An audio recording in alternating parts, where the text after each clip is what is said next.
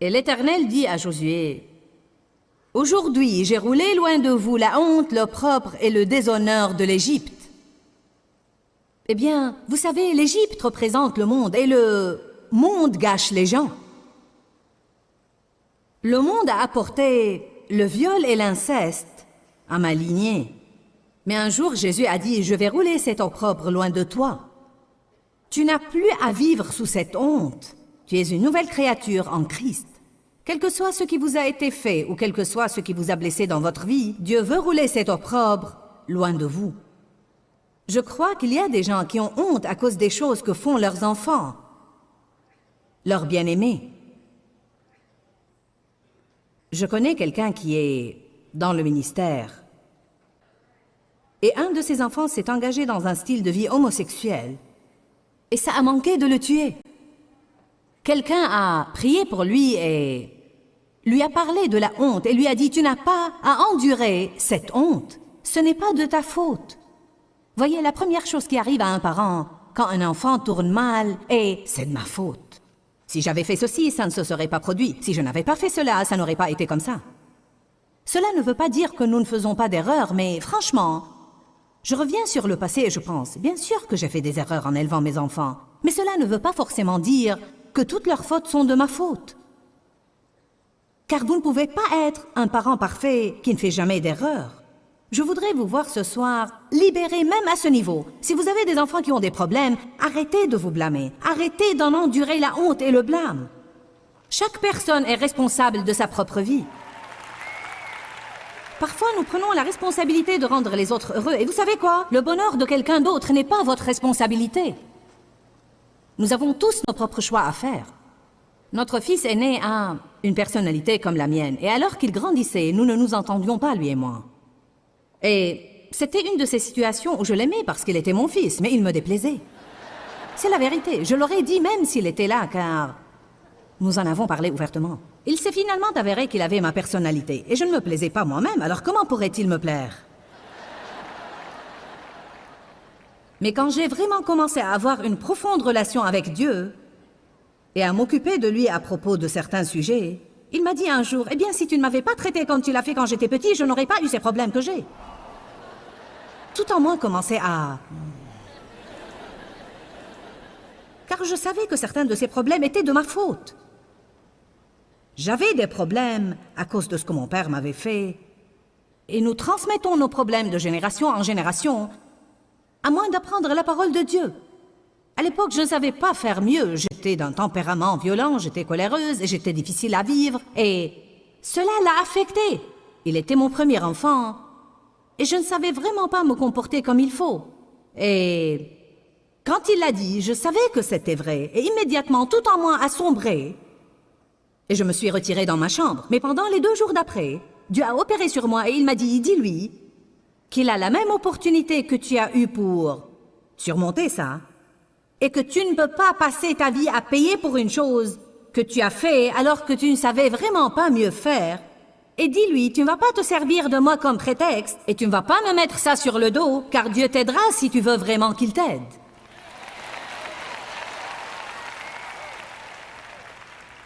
Je l'ai fait et il est dans le ministère aujourd'hui. Il s'occupe de nos missions mondiales. Si je l'avais laissé me mettre ça sur le dos, je ne sais pas où nous en serions aujourd'hui, car il aurait peut-être passé toute sa vie à blâmer quelqu'un d'autre, au lieu d'assumer ses responsabilités. Certains de vous devraient peut-être dire à leurs enfants, vous avez quelques problèmes, et je suis sûre que j'ai contribué à ces problèmes, mais je ne peux pas passer ma vie à me sentir coupable et à me blâmer. Dieu vous aidera si vous le lui permettez. La plupart d'entre vous ont des problèmes car vous n'avez pas été bien traités. Et maintenant, vous permettez à Dieu de vous aider et c'est comme ça qu'il faut procéder. Arrêtez de prendre sur vous la honte, le blâme et le déshonneur pour tout ce que les autres dans votre famille ont fait ou n'ont pas fait. Allez, que quelqu'un loue Dieu.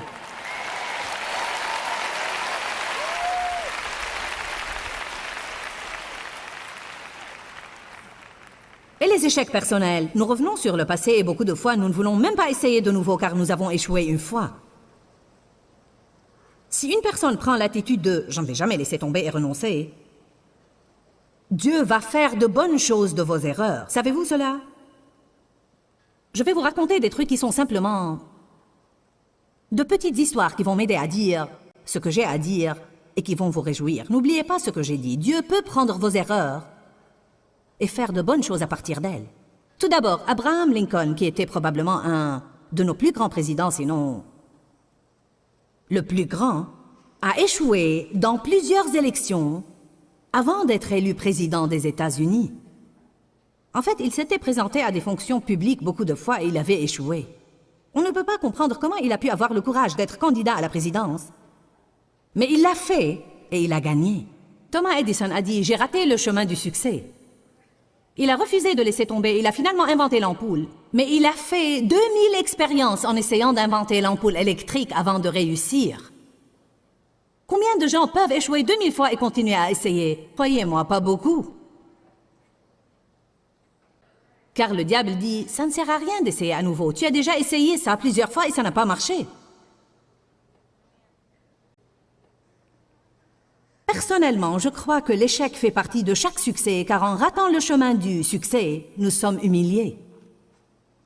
C'est une chose essentielle pour que Dieu puisse se servir de nous efficacement. L'apôtre Pierre a échoué lamentablement lors de la crucifixion avant de devenir l'un des plus grands et des plus célèbres apôtres. Il a eu tellement de la puissance du Saint-Esprit que lorsque son ombre couvrait les gens, il guérissait. Et il avait renié le Christ. Paul a certainement échoué lamentablement. Il était tellement égaré qu'il était en train de persécuter les chrétiens en pensant qu'il servait Dieu. Et pourtant, il a fini par être si proche de Dieu qu'il a reçu les 2/3 du Nouveau Testament par révélation directe. Quand les mouchoirs ayant touché son corps étaient appliqués sur les malades, il guérissait. C'est une onction. L'ombre de Pierre guérissait les gens, et les mouchoirs qui avaient touché le corps de Paul guérissaient les gens. Voilà une histoire à propos du savon Ivory et de Kleenex. Le savon Ivory n'était pas censé flotter. Mais un défaut de fabrication est devenu son meilleur argument de vente. C'était une erreur. Il n'était pas censé flotter. Et quand il a flotté à la surface, on a dit que c'était un échec, mais c'était la chose qui l'a rendu si connu et si populaire. Dieu peut prendre la chose la plus stupide que nous faisons et la faire réussir.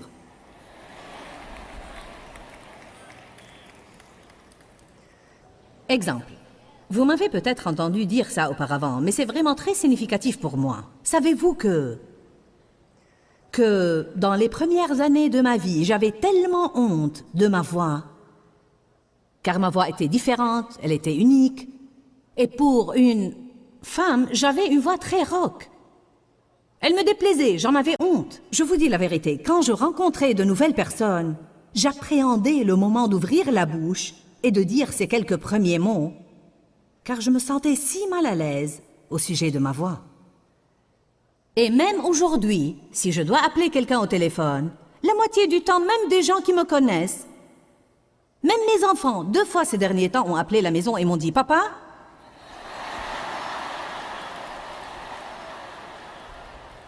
leur a dit « Non, pas moi, pas moi. » Je leur ai répondu « Non, c'est maman. » J'ai un ami pasteur que je taquine tout le temps parce que quand je prêche dans son église, il appelle l'hôtel et dit « Dave, est-ce bien toi, Dave ?» Je lui dis « Non, c'est Joyce. » Je peux prendre le téléphone maintenant et appeler l'hôtel et ils vont dire « Oui, monsieur. » Je peux appeler les renseignements et ils disent « Oui, monsieur. » Eh bien maintenant, parce que je sais qui je suis en Christ, je me fiche de ce que les gens pensent. Cela m'est égal, mais il y avait un moment où j'avais vraiment honte de ma voix, juste parce qu'elle était différente et unique. Alors que fait Dieu? Il prend une chose en moi qui me déplaît le plus, et c'est la chose dont il se sert plus que toute autre chose.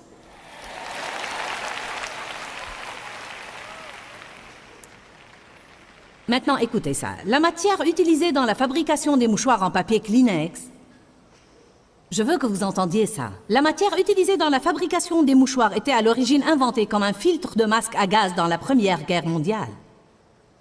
Ça n'a pas marché. Alors ils ont essayé d'en faire autre chose. Une crème froide pour enlever le maquillage. Ça n'a pas marché non plus. Mais ça a finalement réussi quand ça a été reconditionné comme mouchoir jetable et... Maintenant, les Américains achètent 200 milliards de boîtes de Kleenex par an. Et ça a commencé par 2 erreurs et 2 échecs. Mais quelqu'un a dit « Je refuse de renoncer ». Le fait est que 90% des nouveaux produits qui sont lancés échouent. Alors n'ayez pas peur d'essayer de faire quelque chose de nouveau et de persévérer jusqu'à avoir la bonne formule. Charles Darrow s'est fixé un but quand il était jeune. Il était déterminé à devenir millionnaire. Ce n'est pas tellement inhabituel de nos jours, mais à l'époque, c'était extrêmement inhabituel. Charles a vécu les années folles, une époque où $1 million était une somme énorme. Il a épousé une femme nommée Esther et lui a promis qu'un jour il serait millionnaire. Ensuite, la tragédie a frappé en 1929. La grande récession a commencé. Esther et Charles ont perdu leur travail, hypothéqué leur maison, perdu leur voiture, dépensé les économies de leur vie et Charles était écrasé. Il restait là à ne rien faire jusqu'au jour où il a dit à sa femme qu'elle pouvait le quitter si elle le voulait. Après tout, il était évident qu'ils n'allaient jamais atteindre leur but. Esther n'était pas près de quitter. Elle a dit à Charles qu'ils allaient atteindre leur but, mais qu'ils devaient faire une chose pour garder ce rêve vivant. Ne laissez pas vos rêves mourir simplement parce que vous avez fait quelques erreurs. Ne renoncez pas simplement parce que vous avez essayé une chose et ça n'a pas marché. Dieu veut vous voir persévérer. Le diable veut vous voir renoncer. Le progrès exige un prix à payer, et parfois le prix que vous payez pour le progrès est juste de continuer à persévérer et dire « je ne vais pas laisser tomber jusqu'à ce que j'ai un succès là ». Amen. Ne soyez pas la sorte de personne qui trouve que la façon d'affronter ce qui est difficile est « eh bien, je laisse tomber ». Elle a dit à son mari « garde ton rêve vivant ». Charles a répondu « il est mort, nous avons échoué », mais elle n'en a voulu rien entendre. Esther lui a suggéré de consacrer tous les soirs un temps pour discuter ce qu'ils devraient faire pour atteindre leur but. Vous devez écouter ça car c'est vraiment bon. Ils ont commencé à faire cela après le dîner et bientôt l'idée est venue à Charles de créer un argent de jeu. Une chose vraiment attrayante puisque l'argent était si rare à cette époque. Ils avaient beaucoup de temps à perdre et maintenant ils avaient beaucoup d'argent pour jouer. Alors lui et sa femme prétendaient acheter des choses comme des maisons et des propriétés. Bientôt, ils ont transformé ça en un véritable jeu avec une planche, des dés, des cartes, des petites maisons, des hôtels. Vous avez deviné. C'était le début d'un jeu que vous avez probablement chez vous aujourd'hui, le Monopoly. La famille et les amis de Charles ont aimé ce jeu et en 1935, ils l'ont convaincu de s'adresser à une compagnie de jeux, les frères Parker, pour voir s'ils voudraient l'acheter. Les directeurs ont essayé le jeu et ils ont dit « il est ennuyeux, lent, compliqué et monotone, nous ne voulons pas l'acheter ». Eh bien, Charles a persévéré. Puis-je vous entendre dire persévérer?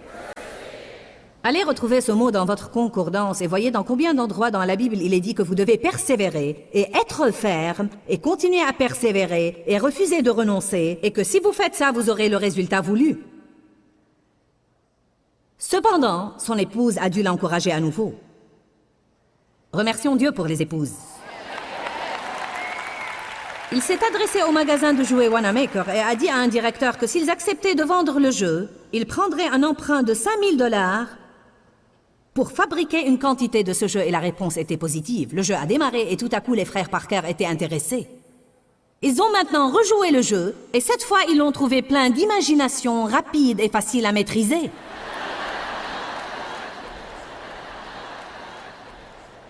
Le jeu a eu sa marque déposée en 1935 et les frères Parker l'ont acheté de Charles Darrow. Combien ils le lui ont payé? $1 million. Nous aimons les histoires comme ça, mais nous devons nous rappeler que si nous refusons de renoncer, Dieu peut faire de grandes choses à travers nous. 1 Samuel 16:1. C'est pour quelqu'un ici ce soir.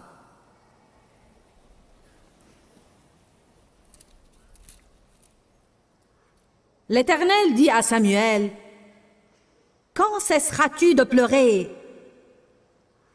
Saul, voyant que je l'ai rejeté afin qu'il ne règne plus sur Israël, « Remplis ta corne d'huile, je t'enverrai chez Jessé le Bethléemite, parce que je me suis choisi parmi ses fils le roi qu'il me faut. » Nous devons comprendre le poids de ce qui est en train d'être dit là. Saul a été choisi comme roi. Samuel, le prophète, a collaboré avec lui, prié pour lui, l'a oint et lui a consacré beaucoup de son temps. Quand Saul a désobéi à Dieu et que le royaume a dû lui être enlevé, Samuel était anéanti.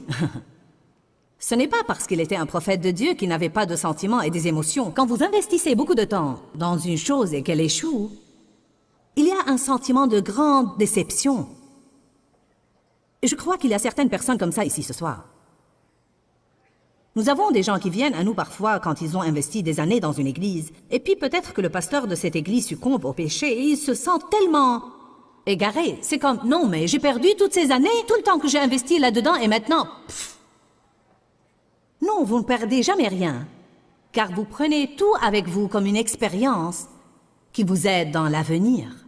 Arrêtez d'avoir l'impression que vous avez perdu votre temps si quelque chose ne marche pas. Il se peut que vous ayez appris une leçon importante qui va vous aider dans votre avenir, plus que vous n'auriez appris si vous aviez réussi. M'avez-vous entendu? Parfois, nous apprenons davantage des choses qui vont mal que des choses qui vont bien. Au moins, nous apprenons, eh bien, je ne vais plus faire ça. Amen. Quand cesseras-tu de pleurer, Samuel? J'en ai assez de Saul. J'ai oint un nouvel homme. Que dit Dieu? Quand cesseras-tu de vivre dans le passé? J'ai un nouveau plan. Cesse de pleurer sur ce qui n'a pas marché et ouvre tes yeux pour voir que j'essaye de faire une chose nouvelle dans ta vie. Mais tu vas complètement la manquer si tu continues à regarder en arrière.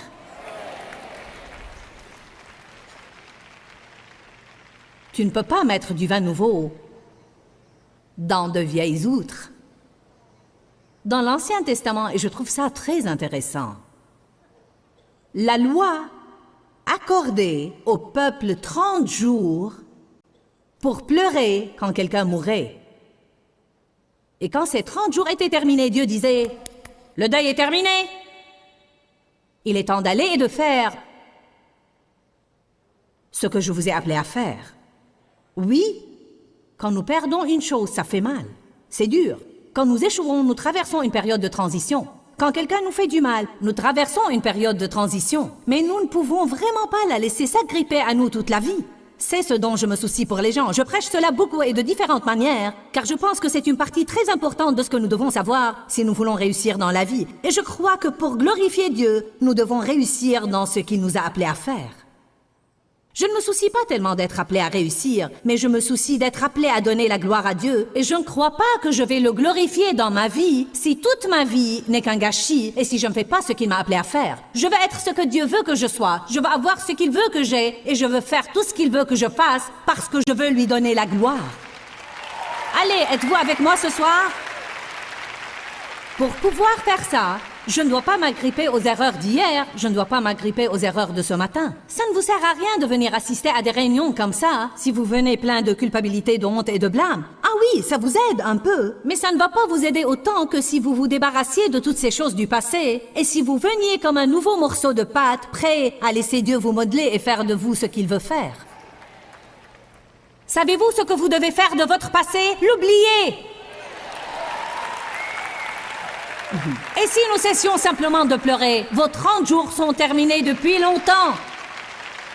Il est temps de laisser tomber et d'avancer. Arrêtez d'essayer de faire quelque chose à propos d'une chose envers laquelle vous ne pouvez plus rien faire. Donnez votre gâchis à Dieu et laissez-le en faire votre message.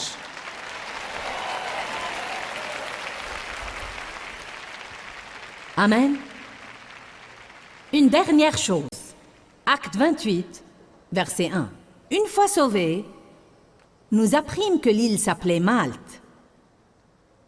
Les indigènes nous témoignèrent une bienveillance remarquable et peu commune. Ils nous accueillirent auprès d'un grand feu qu'ils avaient allumé parce que la pluie tombait et qu'il faisait grand froid. Et Paul avait ramassé un tas de broussailles et il mettait ce tas de bois sec au feu pour faire un plus grand feu quand une vipère en sortit par l'effet de la chaleur et s'attacha à sa main. Quand les indigènes virent cela, ils se dirent les uns aux autres, « Assurément, cet homme est un meurtrier. » Car bien qu'il ait été sauvé de la mer, la justice, la déesse de la vengeance, il croyait en toutes sortes de faux dieux, n'a pas voulu le laisser vivre. Donc apparemment, cette sorte de vipère, quand elle vous mord, vous mourrez. Ils l'ont reconnue pour ce qu'elle est et ont dit « ce type est foutu ». Combien de fois vous avez des morsures de vipères et les gens vous regardent et disent que vous êtes foutu?